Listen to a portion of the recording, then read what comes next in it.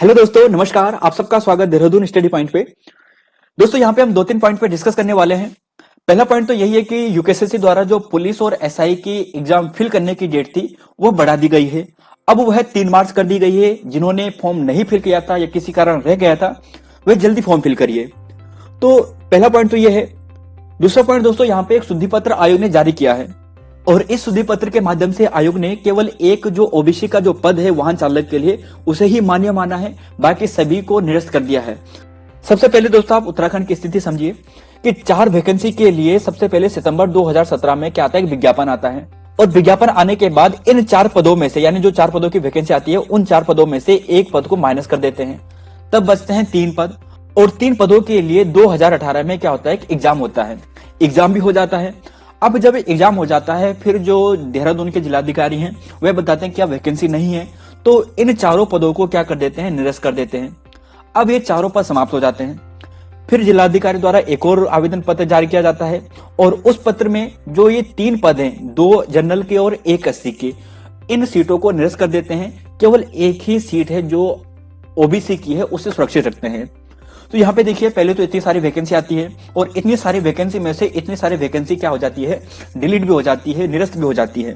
तो यह संशोधन पत्र था। तो दोस्तों अब यहाँ पे डिस्कस करते हैं अपने तीसरे पॉइंट पे, और तीसरा पॉइंट यह है कि एग्जाम कब तक हो सकता है। तो सबसे पहले तो यहाँ पे बता दें, शायद आपको फोटो साफ ना दिखे, तो यहाँ पे जो यूकेएसएससी सचिव है बडोनी जी वह कहते हैं कि अप्रैल लास्ट तक हम क्या कर देंगे, एग्जाम को कंप्लीट करा देंगे, कराने की कोशिश करेंगे। लेकिन यह पॉसिबल नहीं है।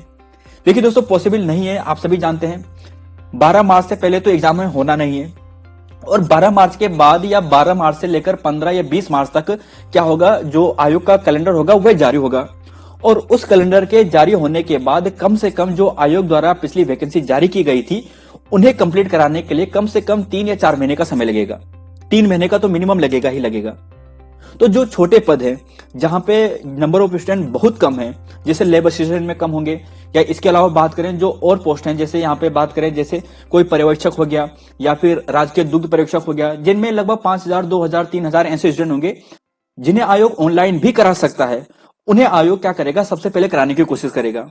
और फिर जो बड़े पद है, जैसे बात करें पटवारी की, लेखपाल की, तो उसका एग्जाम तो मई के लास्ट में या मई के लगभग 20 तारीख के आसपास ही होने की संभावना है।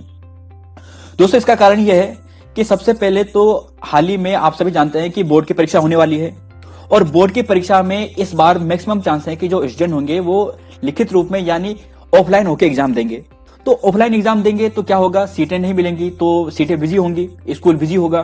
तो इस समय तो जो बड़ी वैकेंसी है, ऑफलाइन वाली वैकेंसी है, इसे कराना पॉसिबल नहीं है। तो मई के लास्ट में या मई मिड में ही जो लेखपाल पटवारी का एग्जाम होगा उसकी होने की संभावना है। और दूसरी बात करें पुलिस एग्जाम की बात करें या फिर दूरसंचार विभाग की बात करें, तो इनका एग्जाम जुलाई या अगस्त में होना संभावित है। तो जुलाई से पहले तो इनका एग्जाम नहीं होने वाला है, जुलाई या अगस्त में होने वाला है। तो तैयारी करिए दोस्तों, अच्छे से तैयारी करिए। आप ये मत सोचिए कि हमारे पास अभी 4-5 महीने हैं। तो देखिए दोस्तों, अभी आपके पास टाइम बहुत है। अपनी पकड़ मजबूत बनाइए, उत्तराखंड पे अपनी पकड़ मजबूत बनाइए, जीके जीएस पर अपनी पकड़ मजबूत बनाइए, हिंदी और हिंदी साहित्यकार पर अपनी पकड़ मजबूत बनाइए, जो आपको सिलेक्शन दिलाएंगे। कोशिश करिए कि इन 3-4 महीने से पहले आप 2 या 3 बार जो पूरा सिलेबस है उसे रिवाइज कर दें।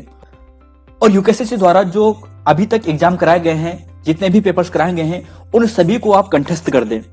तो 3-4 महीने में जो स्पेशली पुलिस वाले हैं वो ये करें, और बाकी जो जैसे लेखपाल पटवारी वाले हो गए या फिर जो अदर स्टूडेंट हैं वो जल्दी जल्दी रिवाइज करें, दोबारा रिवाइज करें। उन्होंने काफी रिवाइज कर भी लिए होंगे, तो ये करिए। अब बात करते हैं रिजल्ट पे कब आएगा। तो देखिए, रिजल्ट की बात करें तो रिजल्ट जो आपका आने वाला है वो अप्रैल लास्ट में या मई तक आएगा। तो अप्रैल और मई के बीच में आपका रिजल्ट आने वाला है।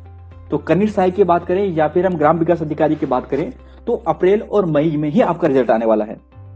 तो सबसे पहले तो कोशिश आप ये कर सकते हैं कि यूकेएसएससी को मेल कर सकते हैं। कोशिश करें यूकेएसएससी को मेल करने की पहले ग्राम विकास अधिकारी का रिजल्ट निकालें और फिर उसके बाद कनिष्ठ सहायक का एग्जाम का रिजल्ट निकालें।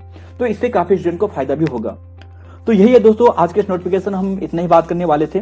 तो धन्यवाद दोस्तों, मिलते हैं आप सभी को नई वीडियो में। जय हिंद दोस्तों, जय उत्तराखंड, जय देवभूमि।